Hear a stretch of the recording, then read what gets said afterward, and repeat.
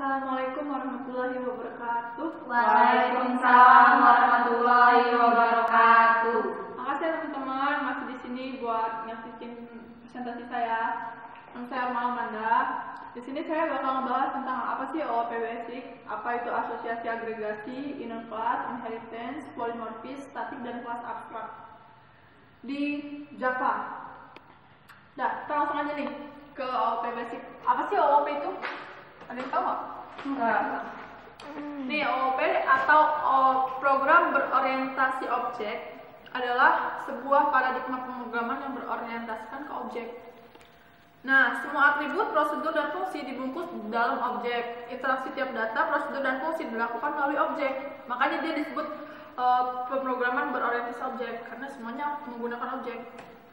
Nah, terus apa sih objek? Objek itu hasil instansiasi dari kelas. Untuk membuat objek, di Java dapat menggunakan perintah new. Atribut, metode, dan fungsi yang dimiliki oleh objek hanya dapat dideklarasikan dalam kelas. Hanya yang dideklarasikan dalam kelas. Nah, kelas itu merupakan kerangka kode yang berisikan struktur atribut, struktur prosedur, dan struktur fungsi yang digunakan untuk membuat objek. Sebuah kelas dapat menghasilkan lebih dari satu objek. Atribut merupakan data atau sifat yang dimiliki oleh sebuah kelas. Atribut dibuat layaknya sebuah variabel. Ada yang mau tanyain nggak tentang OOP Basic? Enggak. Nggak ada ya? Enggak ada. Udah, kita lanjut ke agregasi sama asosiasi. Agregasi sama asosiasi itu adalah hubungan antar objek ya. Nah, apa sih agregasi? Agregasi itu artinya menempatkan objek secara bersama-sama untuk menjadikan objek yang lebih besar. Kalau contohnya gini, kayak di dunia nyata nih, kita punya objek kabupaten atau kota, kita dikumpulin jadi satu.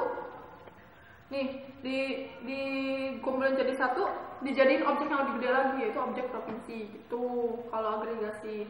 Nah, kalau asosiasi merupakan kaitan yang lemah suatu objek, di mana objek tersebut dapat berupa grup atau kelompok, namun objek ini nggak secara komplit bergantung satu dengan yang lainnya. Kayak misalnya taksi, penumpang sama taksi. Nih, mereka kalau misalnya penumpang itu dapat taksi, naik taksi nih, misalnya penumpang naik taksi, itu jadi objek yang satu grup objek gitu, satu kelompok. Nah, tapi sewaktu-waktu dia itu nggak selamanya sama taksi itu gitu. Dia kalau udah nyampe tujuannya dia turun, ya udah pecah lagi objeknya. Jadi nggak jadi kaitannya lemah. Tapi dia kalau udah ini bisa berupa grup, jadi grup gitu. Ada yang mau tanya nggak? Ada ya? Enggak ada. Yaudah, selanjutnya kita bakal bahas inner class. Apa sih inner class? Ada yang tahu nggak? Enggak ada. Nggak ada, yaudah. Karena saya belum belajar itu. Nah, inner class itu adalah sebuah kelas di dalam kelas. Cara membuat inner class sama seperti membuat kelas biasa. Yang membedakannya hanya inner class itu berada dalam blok kelas yang sudah ada. Jadi induknya. Kayak misalnya kita punya kelas nih, dalamnya ada kelas lagi, kayak langsung ke programnya deh. Kalau teman-teman belum ada bayangan. Iya. Belum. Di sini inner class saya membuat subkelasnya kelas fotografi. Mana inner class saya ya? Sabar. Nih. Kelas fotografi.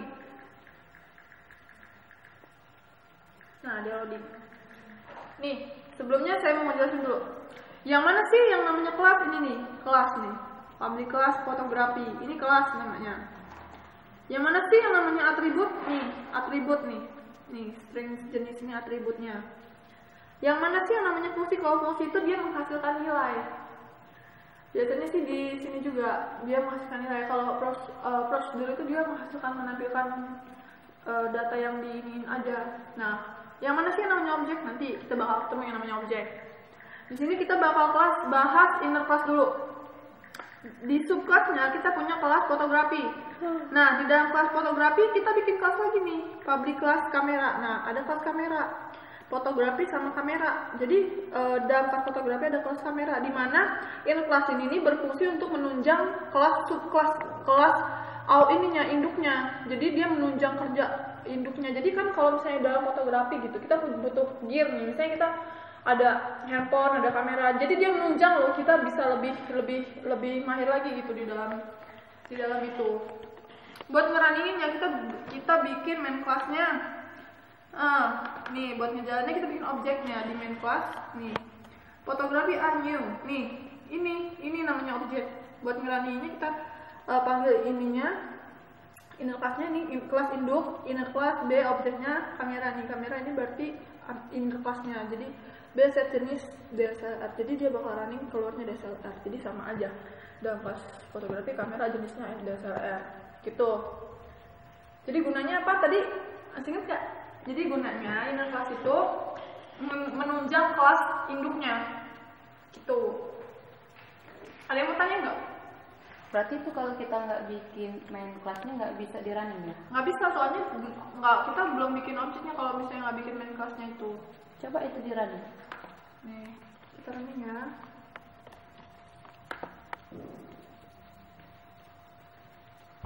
Aduh. Sabar. Kok dia nggak? Nih, inner class.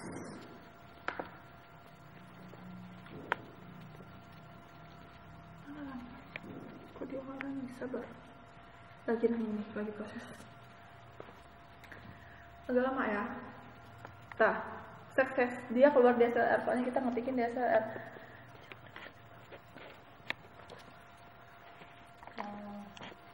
Udah, nanti inner class.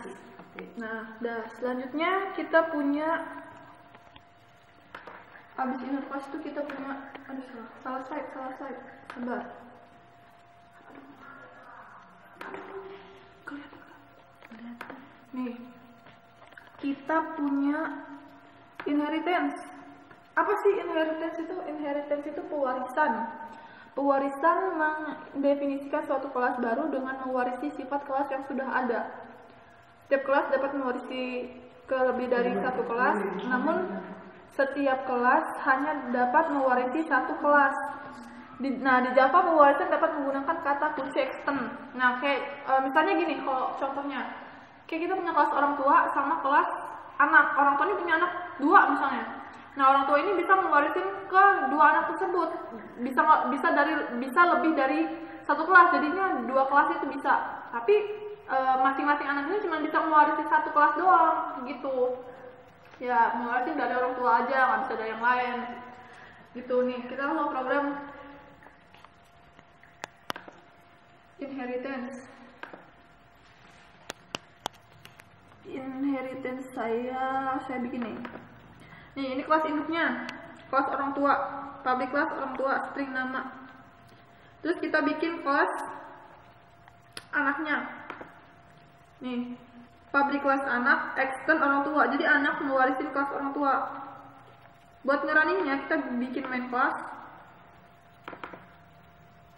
Nih, anak panggil sama dengan new anak. Panggil set nama Budi, system of ini. Jadi kita langsung manggil kelas yang di extendnya tadi itu, kelas yang diwarisin tadi, nggak perlu manggil induknya, jadi bakalan keluar. Ada yang mau tanyain nggak? Enggak. Lanjut nih. Oke. Lanjut kita punya polimorfis atau bentuk banyak. Nih, polimorfis ini merupakan kemampuan sebuah kelas bertingkah laku atau memiliki sifat seperti kelas keturunannya. Dengan menggunakan polimorfis, sebuah kelas dapat disamarkan menjadi kelas parent-nya. Kita mau program deh. Nih, polimorfis kita punya kelas, manusia. Saya bikin kemarin tuh. Sabar ya. Iya. Nih, kelas induknya manusia. Nih, kita punya kelas manusia. Private string nama sama umur. Terus kita kapsulin. Nih, getter setter. Public void tampil info. Sistem println manusia. Terus kita bikin kelas lagi. Mahasiswa misal. Kita bikin lagi nih, ada tampil infonya. Mahasiswa. Ini mahasiswa extern manusia. Jadi ini bentuk banyak dari manusia. Dia ada ininya juga, jurusan, ada atributnya nih. Terus dosen juga, kita bikin kelas lagi, dosen extend manusia, dia bentuk banyak. dari manusia. Ini dosen ini atributnya. Jadi pas kita ngerunninginnya, kita bikin kelas lagi, bikin main class, tampil .java. Nih, mahasiswa P, new mahasiswa set nama dan umur. Ini kenapa dia yang bisa set nama, set umur? Soalnya dia ini kelas induknya. Nah, ini yang di kelas mahasiswanya tadi. Jadi bentuk banyaknya, kalau walaupun kita cuma nginputin objeknya mahasiswa aja, tapi dia bakalan tetap nampil kelas induknya. Soalnya mahasiswa ini bentuk banyak dari kelas manusia tadi, gitu. Nyambung nggak? Nyambung. Ada yang mau tanyain? Nggak ada. Oke, kalau gitu kita lanjut nih ya. Statik. Apa sih statik? Statik itu dapat digunakan untuk membuat sebuah atribut, fungsi, dan prosedur dapat diakses secara langsung tanpa membuat objek. Jadi tanpa buat objek kita bisa akses secara langsung. Nah, atribut, fungsi, dan prosedur yang telah diberi kata kunci statik nggak akan bisa diakses pada kelas tersebut secara langsung. Jadi gini, programnya statik. Saya udah bikin statik nih, kelas hitung. Bikin kelas hitung, public static integer tambah. Integer hasil nilai ini fungsi. Ini fungsinya. Return hasil. Nah, buat ngerunninginnya kita nggak perlu pakai objek lagi. Jadi di main class panggil langsung aja integer hasil sama dengan hitung yang tadi itu, hitung dot tambah, masukin 14, 16, 19, 96 ini masukin yang diinputin. Sistem output dan ini prosedurnya hasil tambah sama dengan hasil. Di sini soalnya tadi kita di sini hitung tadi ininya hasil, integer hasil atributnya nih. Jadi kita nggak perlu pakai objek lagi. Jadi di sini nggak ada kan misalnya kelas hitung A sama dengan new hitung itu nggak perlu. Jadi yang kayak gini juga bisa di running. Kita buktiin nih bisa di running nih. Tuh, bisa di running kan hasil tambah sama dengan 2010, hasil kali sama dengan berapa nih? 1344. Ngerti nggak? Ngerti. Udah, kalau gitu kita langsung aja ke kelas yang terakhir. Kita punya yang namanya kelas abstrak. Apa sih kelas abstrak? Nah, kelas abstrak itu merupakan kelas yang tidak dapat diinstansiasi menjadi objek. Kelas abstrak hanya bisa diwarisi oleh kelas lain. Untuk membuat kelas abstrak dapat menggunakan kata kunci abstrak. Nih, gini, ke programnya. Nah, ke programnya kita punya project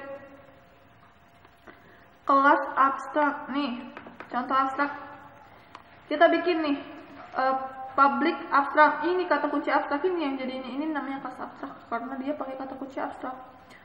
Kelas contoh abstrak, public void jumlah, integer A hasil, jumlah ini atribut dan ini fungsinya nih, hasil sama dengan A plus B. Soalnya dia ada perhitungan dan menghasilkan nilai. Nah, buat ngerunninginnya kita nggak bisa langsung bikin main class. Kita harus mewarisin kelas abstrak ini dulu.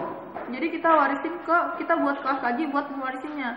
Public class panggil extend contoh kelas abstrak, baru kita manggilnya nanti di main classnya yang kita panggil tuh contoh kelas abstrak, objeknya new panggil ini kelas yang udah kita warisin lagi, baru dia mau jalan, baru dia mau running. Kalau kita nggak pakai ini nggak bisa. Nah, langsung aja kita runningin. 9 sama dengan 7 gitu. Ada yang mau tanyain nggak? Enggak. Nggak ada, udah jelas nih ya. Jadi pewarisan apa, bentuk banyak apa, inner class apa, sama kelas abstrak juga udah jelas. Ya udah. Makasih atas perhatian dan kedatangan teman-teman.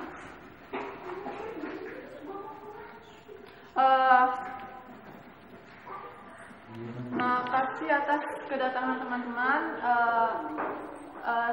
Saya mohon maaf jika ada kesalahan dalam penyampaian saya. Saya akhiri. Assalamualaikum warahmatullahi wabarakatuh. Waalaikumsalam warahmatullahi wabarakatuh.